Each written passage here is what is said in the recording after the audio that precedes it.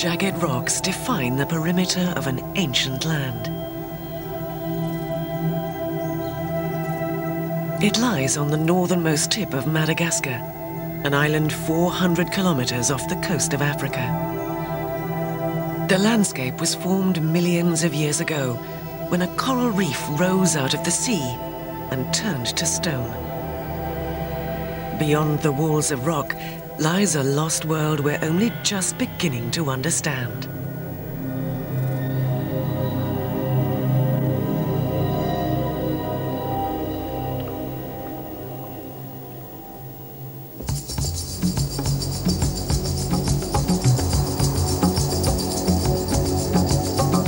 Because Ankarana is so remote, it's a journey few care to make. But its isolation is precisely the attraction for French scientist Olivier Behra. When you're a scientist, you come into a country like Madagascar, which is huge, no work at all has been done, so you have to rely on the local people. That's why Angelin Razafia-Mansour is with him. He's a self-taught expert on the region's unique animals. The road is crossing the river? Yeah. But when did you see them? Together they are heading north, way off the beaten track, to visit the lost world.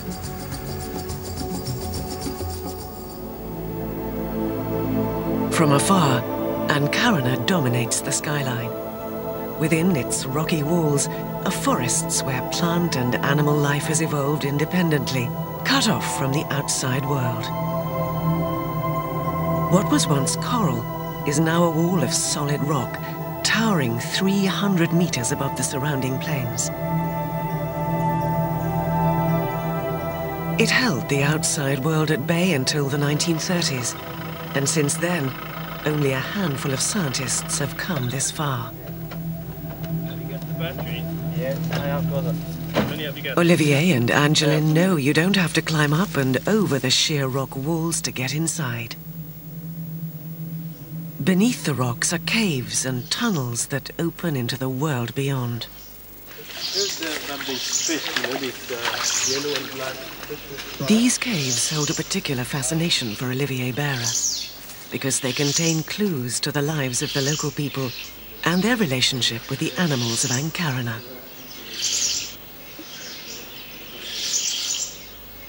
This is believed to be one of the most extensive cave systems in the world.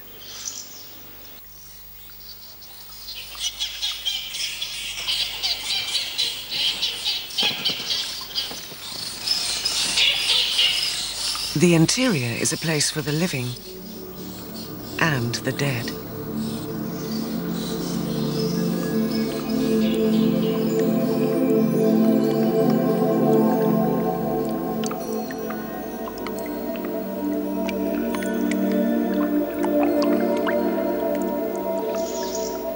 Still largely unexplored, its murky waters hold many secrets.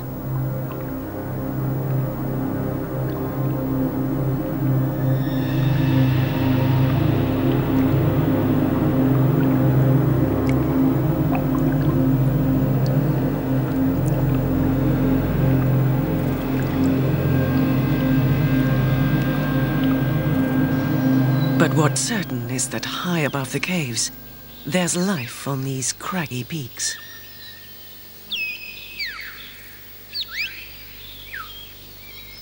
Carved by centuries of rain, these razor-sharp spikes, called singi, are home to a creature that walks on a knife edge.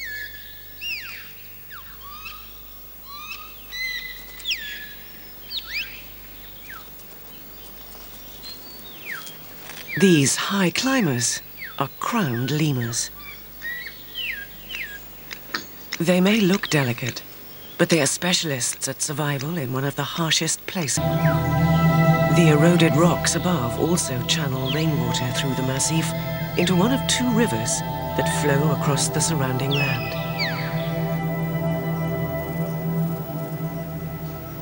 Crocodiles can be found on these rivers, and Olivier has a lifelong fascination with these ancient creatures.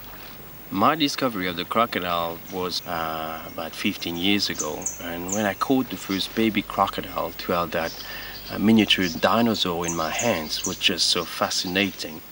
And since then, every year I learn more about crocodiles. These are Nile crocodiles, a species that originated in Africa. Scientists are still debating how they managed to cross the 400-kilometer stretch of sea that separates Madagascar from the mainland.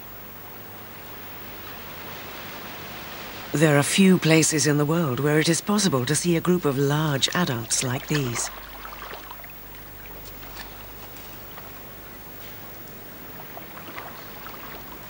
Look, this is a big one. He's absolutely huge. It's so rare to see them so easily here. Large, mature crocodiles are so dangerous to people that they have been wiped out across most of Africa. But here, they have a special relationship with the local tribe.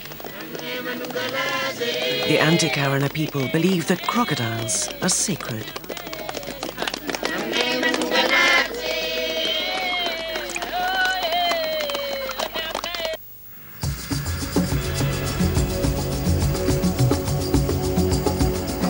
The French scientist, Olivier Behra, is on the trail of more information about the crocodiles he sighted on Ankarana's rivers. And he knows who to ask. The knowledge of the local people is very important looking to crocodiles because they've been living with them for generations, so they know their habits. The fishermen know where they stay, they know where they breed, they know also where they see young animals. This fisherman is called Kafu. He lives on the windswept plains near the river where Olivier spotted the big crocodiles. So I know that he's a fisherman. This is what we saw with all these nets around. Does he catch crocodiles sometimes in his net?